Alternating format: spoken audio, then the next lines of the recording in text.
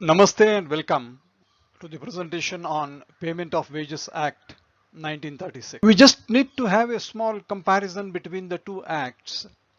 Payment of Wages Act is a forerunner of Minimum Wages Act. Payment of Wages Act and Minimum Wages Act both intend to assure one thing: payment of the wages on time and with only authorized deductions. Both acts also provide a mechanism for any claim or dispute in respect of payment of the amount. However, payment of wages is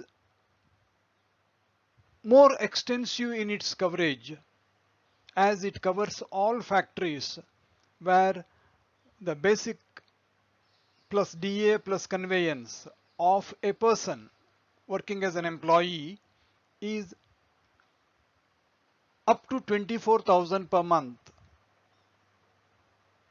whereas Minimum Wages Act is covering a part of it which pertains to factories in scheduled industry. Minimum Wages Act was the result of additional support required to people who were at the lower end of the salary structure and who had less bargaining power. Even when we see the minimum wages fixed by various state governments, their wages always fall below the limit of 24,000. Therefore, Payment of Wages Act comprehensively covers the factories, including people who are covered under Minimum Wages Act. As a result, there is a overlap between the mechanisms which are there because their purpose is the same. We will be studying Payment of Wages Act under 5 heads, namely what is its scope, what is the time of payment, what is the mode of payment, what deductions and fines permitted, what are the claims, how penalties are imposed, can there be a contracting out, what about suits and appeal. These are the basic things which we will be looking into as we go ahead. Let us come into the purpose part of it.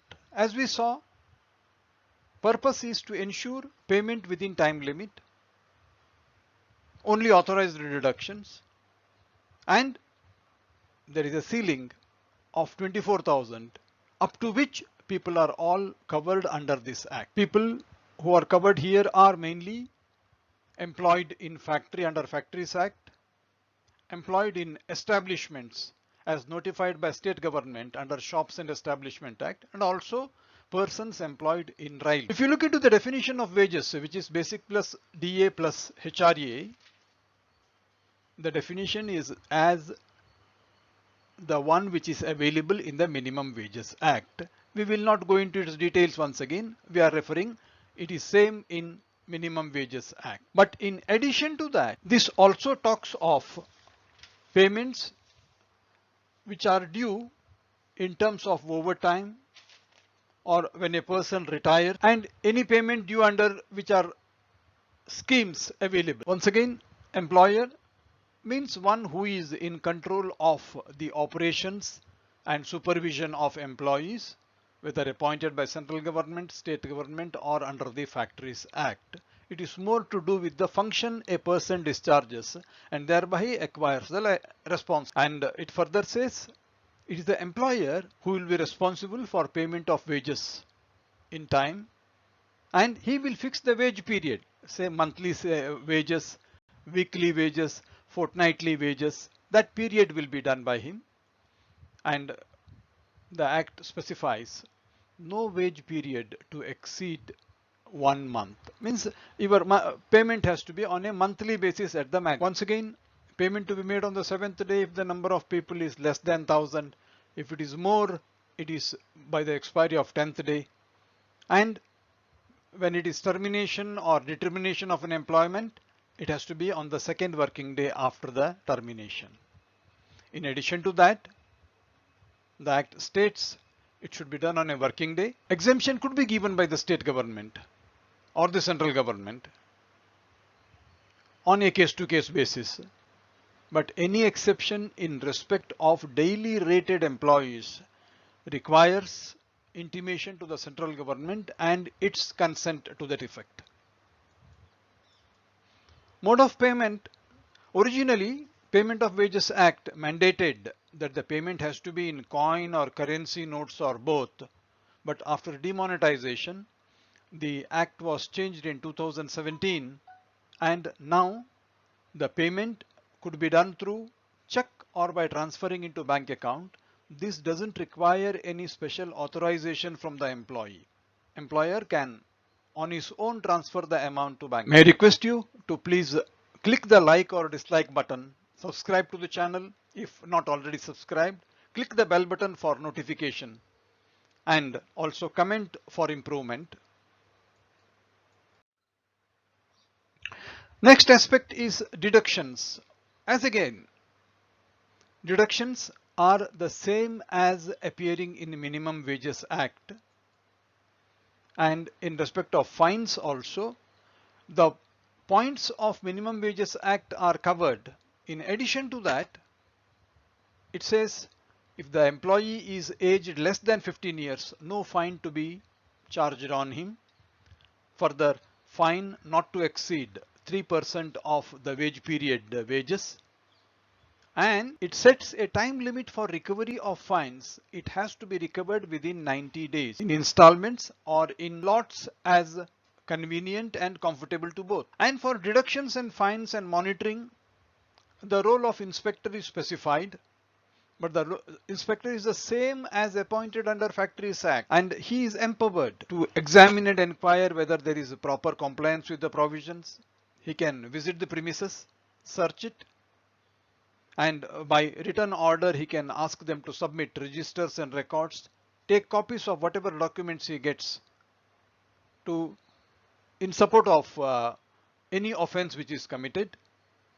And it is employer's duty to ensure that the inspector has a free access in terms of the act to perform his duty. As regards claims and penalties, claims procedure regarding applying to the labor commissioner or other officer appointed, application who has to submit, and what is the procedure to be followed, it remains the same as in Minimum Wages Act. In addition, it sets a limitation period of 12 months.